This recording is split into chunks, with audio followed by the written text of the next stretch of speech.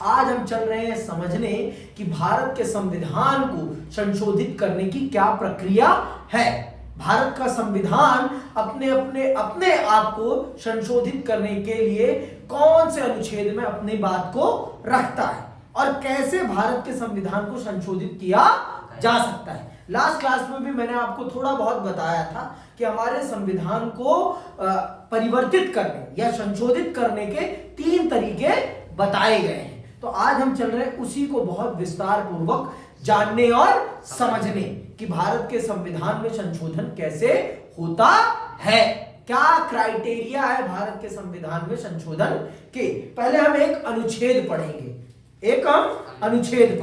और यह अनुच्छेद कहां लिखा हुआ है?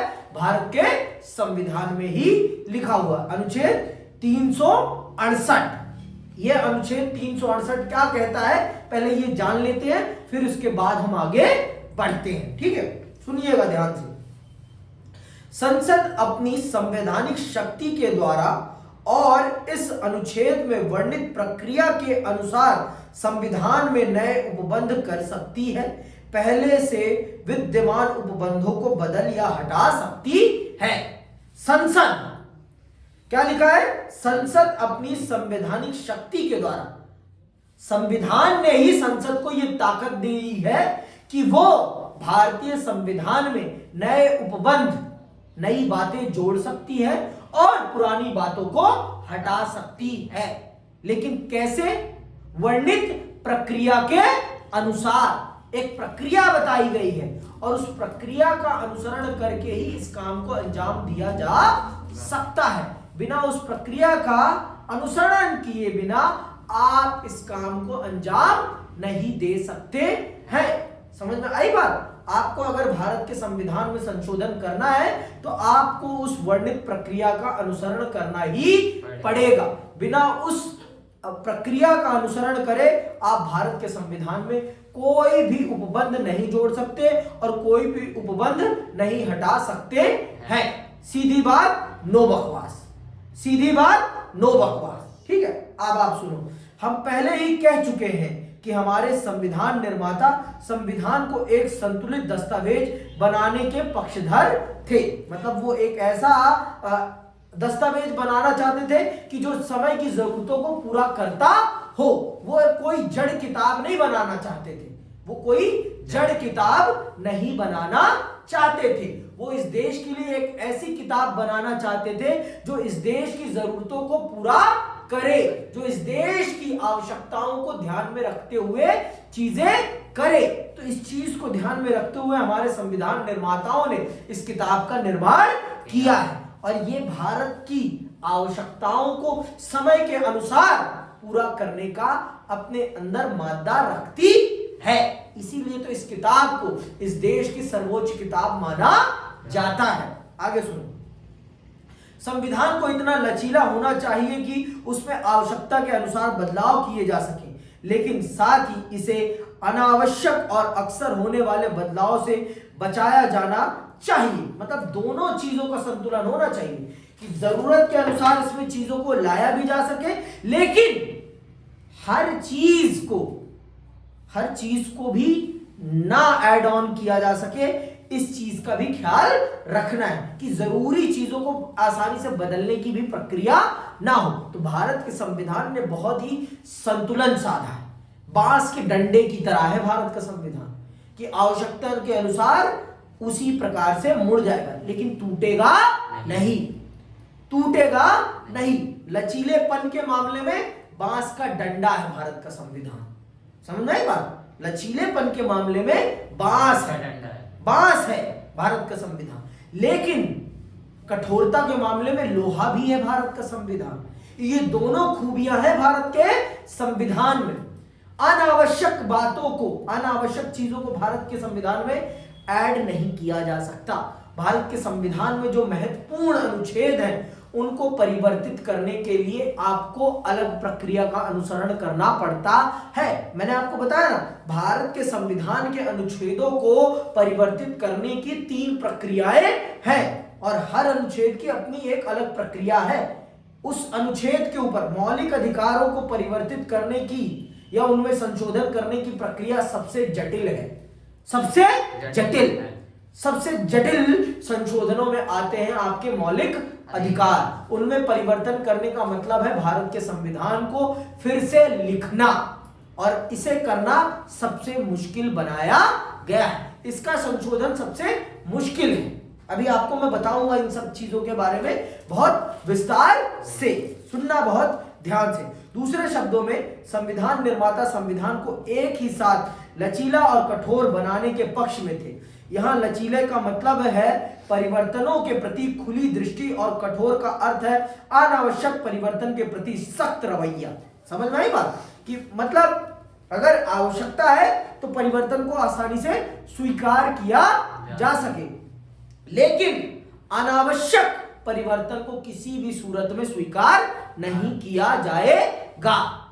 इस चीज का भी पूरा का पूरा ख्याल रखा गया है भारत के संविधान में। बेफजूल के परिवर्तन किसी भी स्थिति में स्वीकार नहीं है भारत के संविधान में। बिना जरूरत का कोई भी परिवर्तन भारत के संविधान में नहीं किया जा सकता। सीधी बात, नो बकवास। बेफजूल का कोई भी परिवर्तन भारत का संविधान में नहीं हो सकता। यह बात बहुत स्पष्ट तरीके से अपने इस छोटे से दिमाग में डाल लो।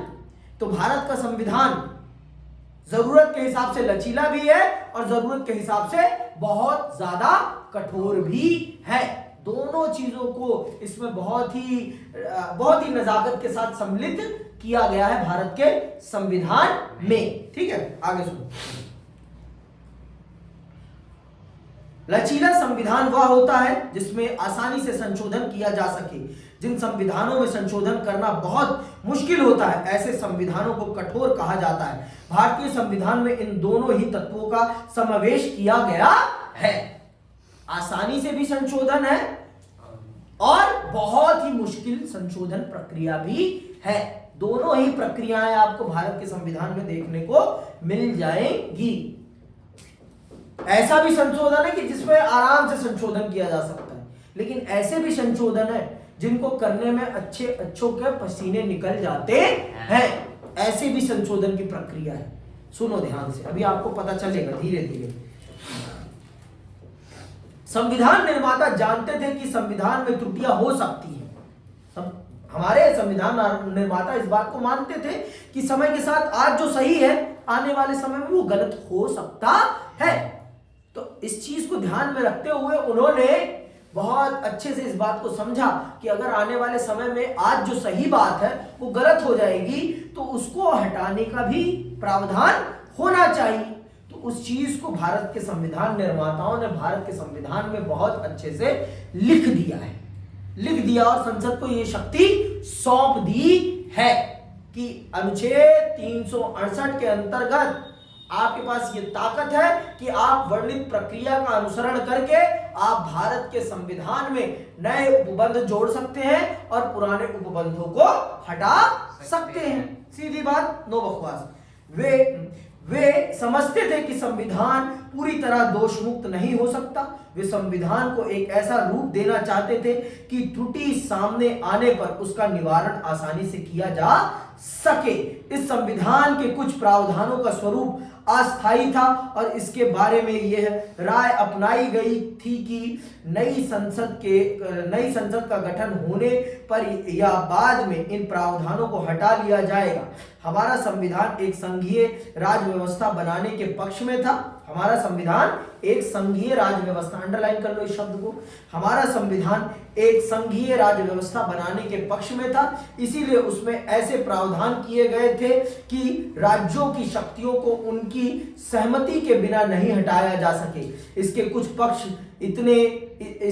पक्ष इतने केंद्रीय महत्व के थे कि संविधान निर्माता उन्हें संशोधन के दायरे से बाहर रखना चाहते थे। अंततः इन प्रावधानों की संशोधन प्रक्रिया को कठोर बनाना आवश्यक था। यही वजह है कि संविधान में संशोधन करने के लिए विभिन्न तरीके अपनाने पड़े। भारत के संविधान को में संशोधन करने की 3 प्रक्रियाएं हैं। अलग अलग विषय की अलग अलग प्रक्रिया, अलग अलग विषय की अलग अलग प्रक्रिया। भारत कैसा देश है? भारत एक संघीय राज्य व्यवस्था वाला देश है। मतलब यहां पर सत्ता के दो स्तर हैं, एक है जो पूरे देश को चलाता है और दूसरा वो है जो इंडिविजुअली अपने अपने राज्यों को चलाते हैं। तो इन दोनों ही सरकारों की ताकतों के बारे में कौन बताता है? भारत का संविधान बताता है।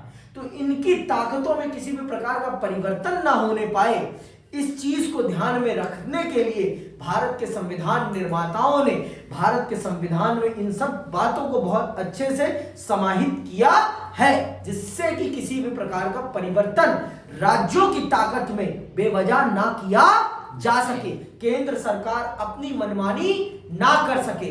इस चीज को ध्यान में रखते हुए भारत के संविधान निर्माताओं ने भारत के संविधान संशोधन की प्रक्रिया को बहुत कठिन भी बनाया है, जिससे कि राज्यों की शक्तियों को क्या मिल सके? सुरक्षा मिल सके, बेवजह उनकी ताकत उनसे छीनी ना जा सके। इस चीज को भी सुनिश्चित किया गया है भारत के संविधान के द्वारा। समझ में आई बात कि अभी भी नहीं आई? इतनी बात समझ गए? तो भारत के संविधान में संशोधन की अलग अलग प्रक्रिया है। अब हम चल रहे हैं उन्हीं अलग अलग प्रक्रियाओं को विस्तार पूर्वक समझने। ठीक है,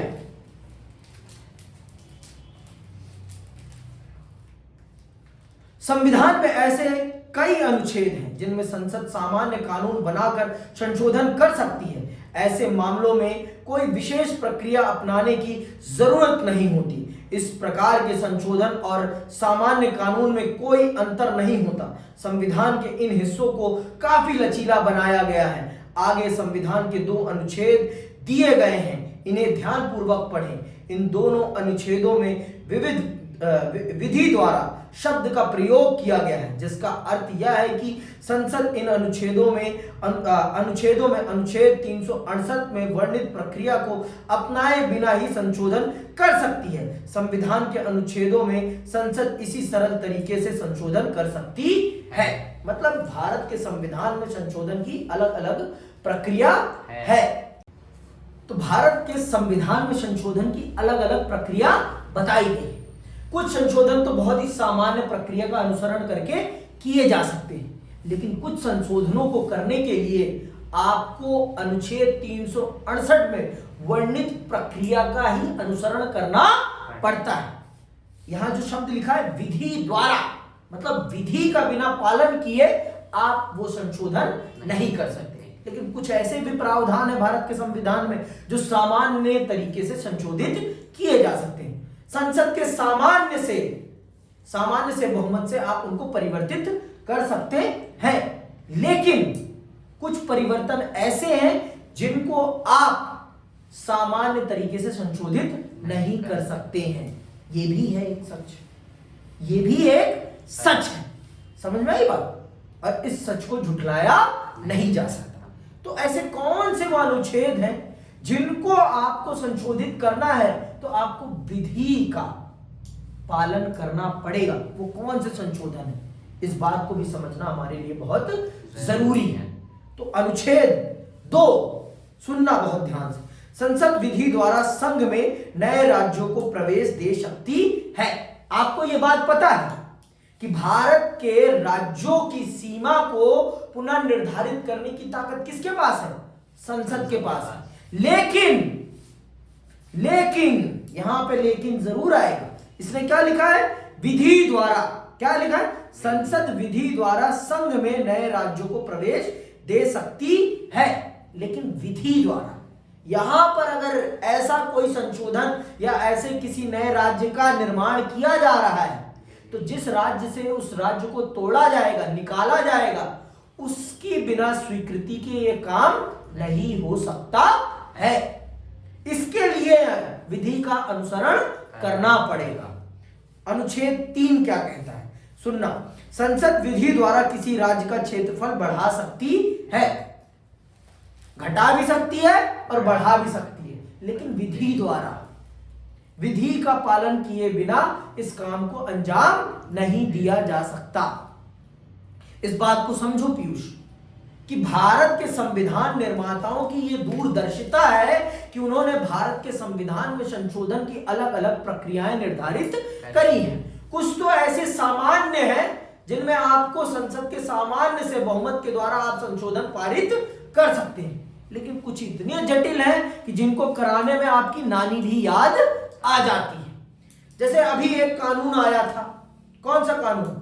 एक राष्ट्र एक चुनाव का आया था कि नहीं आया था? वो क्या है? वो संवैधानिक संशोधन है और उसको पारित करने के लिए संसद का विशेष बहुमत चाहिए आपको। बिना संसद के विशेष बहुमत के आप उसे पारित नहीं करा सकते। क्यों? क्योंकि उसके माध्यम से देश की संघीय व्यवस्था में परिवर्तन हो रहा है। संघीय व्यवस्था पर एक प्रकार से प्रश्न चिन्ह खड़ा हो रहा है, उसमें परिवर्तन करने का प्रयास किया जा रहा है। इसीलिए उस संशोधन को कराने के लिए भारत सरकार को संसद के विशेष बहुमत की जरूरत है। बिना विशेष बहुमत के वो संशोधन नहीं हो सकता। बिना विशेष बहुमत के वो संशोधन नहीं हो सकता। समझ में आई बात? आगे सुनो। संविधान के शेष खंडों में संशोधन करने के लिए अनुच्छेद 368 में प्रावधान किया गया है। इस अनुच्छेद में संविधान में संशोधन करने के 2 तरीके दिए गए हैं। ये तरीके संविधान के सभी अनुच्छेदों पर एक समान रूप से लागू नहीं होते। एक तरीके के अंतर्गत, अंडरलाइन करना यहां से, एक तरीके के अंतर्गत संसद के दोनों सदनों के विशेष बहुमत द्वारा संशोधन करने की बात कही गई है। दूसरा तरीका जरा कठोर है। इसके लिए संसद के विशेष बहुमत और राज्य विधान पालिकाओं की आधी संख्या की आवश्यकता होती है। ध्यान दें कि संविधान संशोधन की प्रक्रिया संसद से ही शुरू होती है। संसद के विशेष बहुमत के अलावा किसी बाहरी एजेंसी जैसे संविधान आयोग या किसी अन्य निकाय की संविधान की संशोधन प्रक्रिया में कोई भूमिका नहीं होती। तो आप ये जान लीजिए, भारत के संविधान में संशोधन करने की प्रक्रिया का पूरा दायित्व किसके ऊपर है? भारत की संसद के ऊपर है। संसद ही भारत के संविधान में संशोधन करने का काम कर सकती है। उसके अलावा इसमें संशोधन करने में किसी की भी राय नहीं मानी जाती। समझ में आई बात? भारत के संविधान में संशोधन करने का दायित्व सिर्फ भारत की संसद के पास है, उसके अतिरिक्त किसी के पास यह दायित्व नहीं है। भारत की संसद ही इन सब कामों को अंजाम देती है, इसके अलावा कोई भी इन कामों को अंजाम नहीं देता है। ठीक है भाई, कि अभी भी कोई दिक्कत? तो 2 तरीके हैं भारत के संविधान में संशोधन के। एक तो एकदम मामूली सा है, जिसमें आपको कोई विशेष बहुमत भी नहीं चाहिए। दूसरा तरीका है जिसमें विशेष बहुमत चाहिए। अनुच्छेद 368 के अंतर्गत विशेष बहुमत चाहिए दोनों सदनों में, लोकसभा में भी और राज्यसभा में भी। और तीसरे में आपको संसद के दोनों सदनों में तो विशेष बहुमत चाहिए ही चाहिए, उसके साथ राज्यों की विधानसभाएं, आधी विधानसभाएं आपके पक्ष में होनी चाहिए उस संशोधन के, तभी वो संशोधन हो सकता है, नहीं तो संशोधन नहीं होगा। 3 तरीके हैं संशोधन के। पहला जो एकदम सामान्य है, दूसरा विशेष बहुमत वाला है, तीसरा विशेष बहुमत प्लस आधे राज्यों की स्वीकृति। आधे राज्यों की स्वीकृति, आधे राज्यों की स्वीकृति मतलब उनकी विधानसभाओं की स्वीकृति। समझ में आई बात? मत करो पटपट, नहीं तुम्हारे थप्पड़ ही दूंगा अभी। इसी प्रकार संसद या कुछ मामलों में राज्य विधान पालिकाओं में संशोधन पारित होने के पश्चात इन संशोधनों को पुष्ट करने के लिए किसी प्रकार के जनमत संग्रह की आवश्यकता नहीं होती। अन्य सभी विधेयकों की तरह संशोधन विधेयक को भी राष्ट्रपति के अनुमोदन के लिए भेजा जा सकता है, परंतु इस मामले में राष्ट्रपति को पुनर्विचार करने का अधिकार नहीं है। इन बातों से पता चलता है कि संविधान की संशोधन की प्रक्रिया कितनी कठोर और जटिल हो सकती है। हमारे संविधान में इन जटिलताओं से बचा गया है। इससे हमारे यहाँ संशोधन की प्रक्रिया अपेक्षाकृत सरल हो गई है। लेकिन यहाँ एक महत्वपूर्ण तथ्य पर ध्यान दिया जाना चाहिए। संशोधन के प्रश्न पर अंतिम राय जनता के निर्वाचित प्रतिनिधियों की होती है। इसका अर्थ यह है कि संशोधन की प्रक्रिया का आधार निर्वाचित प्रतिनिधियों में निहित है। मतलब एट द एंड हमारे द्वारा चुने गए लोग ही भारत के संविधान को बचा भी सकते हैं और बर्बाद भी कर सकते हैं। तो इसीलिए बहुत ध्यान पूर्वक चुनिए अपने प्रतिनिधियों को, बहुत ध्यान पूर्वक, नहीं तो जो संविधान है आपका उसे बर्बाद भी किया जा सकता है। समझ में आई बात? तो इसीलिए कहते हैं जितना मजबूत पक्ष होना चाहिए उतना मजबूत विपक्ष भी होना चाहिए, नहीं तो आपके अधिकारों की रक्षा कौन करेगा? अगर सत्ता अहंकार में आ गई तो आपके अधिकारों की रक्षा करने वाले संविधान को ही बदल डालेगी। तो कर क्या लोगे आप? कर क्या लोगे आप? कुछ नहीं कर पाओगे। इसीलिए कहते हैं सत्ता पक्ष को मजबूत करने के साथ साथ विपक्ष को भी मजबूत रखिए थोड़ा सा। समझ में आई बात? आगे सुनो। विशेष बहुमत क्या है? विशेष बहुमत ध्यान से सुनते हैं और पढ़ते हैं। ये विशेष बहुमत का कीड़ा क्या है और इस विशेष बहुमत का क्या मतलब होता है? ठीक है, आओ सुनो। चुनाव, कार्यपालिका और न्यायपालिका से संबंधित अध्यायों में हम उन प्रावधानों का अध्ययन कर चुके हैं जिनमें संशोधन करने के लिए विशेष बहुमत की आवश्यकता होती है। हम इन चैप्टरों में पढ़ चुके हैं, आपके चुनाव वाले चैप्टर में, कार्यपालिका और न्यायपालिका वाले चैप्टर में, कि किन विषयों में संशोधन करने के लिए हमें विशेष बहुमत की जरूरत पड़ती है। लेकिन फिर भी यहां हम फिर से पढ़ेंगे।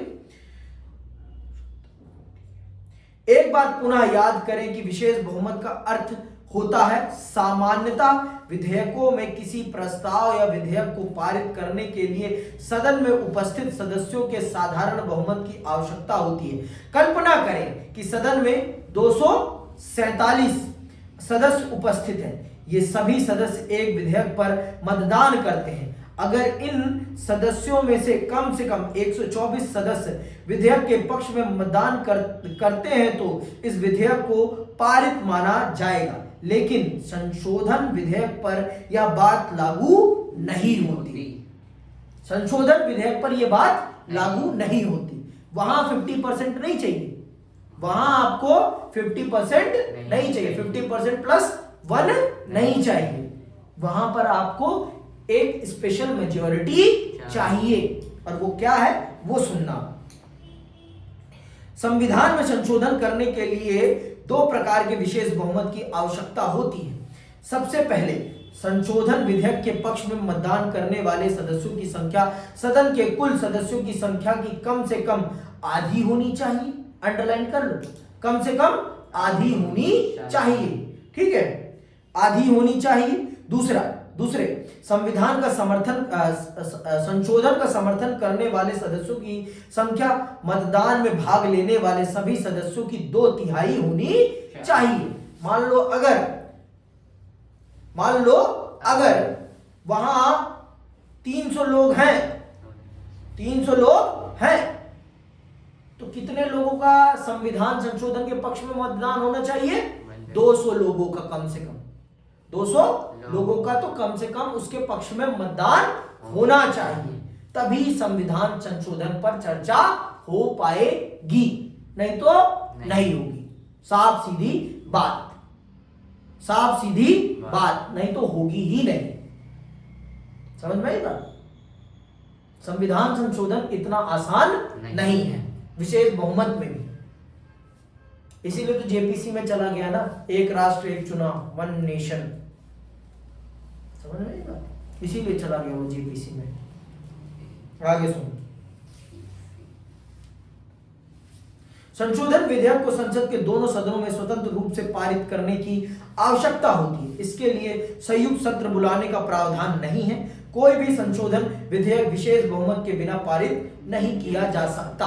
साफ सीधी बात। और दोनों ही सदनों में सेपरेटली स्पेशल मेजॉरिटी के साथ पास होना चाहिए। इसके लिए ज्वाइंट बैठक नहीं हो सकती। संविधान संशोधन के लिए आप लोकसभा और राज्यसभा की एकत्रित बैठक नहीं करा सकते। इसके लिए दोनों में सेपरेटली स्पेशल मेजॉरिटी के साथ पास होना जरूरी है, और अगर एक में भी पास नहीं होता तो नहीं माना जाएगा। मान लो कि लोकसभा में पास हो गया और राज्यसभा में नहीं हो रहा, तो वो ना ही माना जाएगा, उसे हां नहीं कराया जा सकता। यहां पर संविधान संशोधन के मामले में दोनों सदनों की ताकत एक बराबर है। ये मैं पहले ही पढ़ा चुका हूं आपको, विधायिका वाले चैप्टर में मैं पढ़ा चुका हूं इस चीज को, कि राज्यसभा और लोकसभा की संविधान संशोधन के मामले में ताकत एक बराबर है, तनिक भी कम नहीं है। समझ में आई बात? और इस मामले में तो संविधान संशोधन के मामले में दोनों सदन एक बराबर ताकत रखते हैं, और दोनों ही सदनों में जब तक स्पेशल मेजॉरिटी के साथ पास नहीं होता बिल, तब तक वो ना ही माना जाएगा। साफ सीधी बात, नो बकवास। ठीक, आगे सुनिए आप। आखिर विशेष बहुमत का क्या औचित्य है, क्या होता है मतलब इसका? लोकसभा में कितने हैं? 545 सदस्य होते हैं। अंततः किसी भी संशोधन विधेयक को समर्थन करने वाले 273 सदस्यों की आवश्यकता होती है। ये क्या है? ये 50+1 वाली सिचुएशन है, 50+1 वाली सिचुएशन। ठीक है, मतलब 445 का आधा प्लस 1, ठीक है, होती है। अगर मतदान के समय 300 सदस्य मौजूद हो तो विधेयक पारित करने के लिए 273 सदस्यों के समर्थन की आवश्यकता होगी। समझ में आई बात? 273 सदस्यों की आवश्यकता होगी। लेकिन कल्पना करें कि लोकसभा में 400 सदस्यों ने किसी विधेयक पर होने वाले मतदान में भाग लिया है। इस विधेयक को पारित करने के लिए कितने सदस्यों के समर्थन की आवश्यकता होगी? इसके अलावा संशोधन विधेयक को संसद के दोनों सदनों में विशेष बहुमत के साथ स्वतंत्र रूप से पारित किया जाना चाहिए। इसका अर्थ यह है कि जब तक प्रस्तावित विधेयक पर पर्याप्त सहमति ना बन पाए तब तक उसे पारित नहीं किया जा सकता। सत्तारूढ़ दल काफी कम बहुमत और विपक्ष के विरोध के बावजूद बजट या अपनी पसंद का विधेयक पारित करा सकता है, लेकिन अगर यह दल संविधान में संशोधन करना चाहता है तो उसे कुछ विपक्षी दलों को विशेष विश्वास में लेना पड़ेगा। इस तरह संशोधन प्रक्रिया में पीछे बुनियादी भावना यह है कि उसमें राजनीतिक दलों और सांसदों की व्यापक भागीदारी होनी चाहिए। अब आप मुझे बताएंगे अगली क्लास में कि अगर 400 सदस्यों वाली संविधान संशोधन पर काम हो रहा है तो कितने लोगों के समर्थन से संविधान में संशोधन हो पाएगा। जब 300 लोग हैं तो कितने लोगों का उसके पक्ष में होना जरूरी है? 273 लोगों का।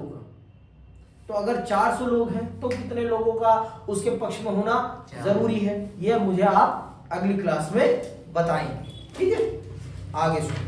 अब आते हैं राज्यों द्वारा अनुमोदन। राज्यों द्वारा अनुमोदन ये क्या है ये भी जान लेते हैं, इसको भी विस्तार से समझ लेते हैं कि ये किस खेत की मूली है। संविधान के अनुच्छेदों में संशोधन करने के लिए विशेष बहुमत पर्याप्त नहीं होता। राज्यों और केंद्र सरकार के बीच शक्तियों के वितरण से संबंधित या जनप्रतिनिधियों से संबंधित अनुच्छेदों में संशोधन करने के लिए राज्यों से परामर्श करना और उनकी सहमति प्राप्त करना आवश्यक होता है। पीछे हमने संविधान की संघीय प्रक्रिया के बारे में अध्ययन किया है। संघीय संरचना का अर्थ यह है कि राज्यों की शक्तियां केंद्र सरकार की दया पर निर्भर नहीं करती। सुन रहे हो ना? राज्यों की शक्तियां केंद्र सरकार की दया पर कदापि निर्भर नहीं करती। संविधान में राज्यों की शक्तियों को सुनिश्चित करने के लिए यह व्यवस्था की गई है।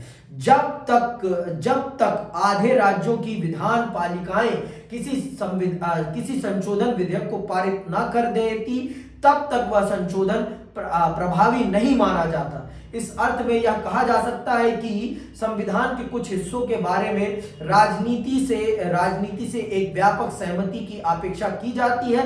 इस प्रावधान में राज्यों के अधिकारों को भी जगह दी गई है। इसके अंतर्गत राज्यों को संशोधन की प्रक्रिया में भाग लेने का अधिकार दिया गया है। उल्लेखनीय है कि संशोधन की प्रक्रिया में कठोर होने के बावजूद उसे फिर भी काफी हद तक लचीला बनाया गया है। हम देख सकते हैं कि संशोधन के लिए केवल आधे राज्यों के अनुमोदन और राज्य विधान पालिकाओं के साधारण बहुमत की आवश्यकता होती है। इस प्रकार देखा जा सकता है कि शर्तों की कठोरता के बावजूद संशोधन करने की प्रक्रिया अव्यावहारिक नहीं है। संक्षेप में भारतीय संविधान में संशोधन करने के लिए व्यापक बहुमत की आवश्यकता पड़ती है। इस प्रक्रिया में राज्यों को सीमित भूमिका दी गई है। हमारे संविधान निर्माता इस बात को लेकर सचेत थे कि संविधान में संशोधन की प्रक्रिया को इतना आसान नहीं बना दिया जाना चाहिए कि उसके साथ जब चाहे छेड़छाड़ की जा सके, लेकिन साथ ही उन्होंने इस बात का ख्याल भी रखा कि भावी पीढ़ियां अपने समय की जरूरतों के हिसाब से इसमें आवश्यक संशोधन कर सके। मतलब दोनों चीजों का भारत के संविधान निर्माताओं ने मिश्रण किया है। आसान भी नहीं है तो इतनी भी जटिल नहीं है कि कुछ हो ही ना सके। समय के साथ भारत के संविधान में आप आसानी से परिवर्तन कर सकते हैं। राज्यों से संबंधित विषय में राज्यों को भारत के संविधान संशोधन में सम्मिलित किया गया है। बड़े बड़े संवैधानिक संशोधन में राज्यों को भी भारत के संविधान में संशोधन करने के लिए सम्मिलित किया गया है। समझ में आई बात? लेकिन यहां पर राज्यों की विधानसभाओं से सिर्फ कितना 50% मांगा गया है कि 50% अगर राज्य इस संविधान संशोधन पर सहमत हो जाएंगे तो इस संविधान संशोधन को पारित कर दिया जाएगा। ठीक है, तो ये है भारत के संविधान में संशोधन करने की प्रक्रिया।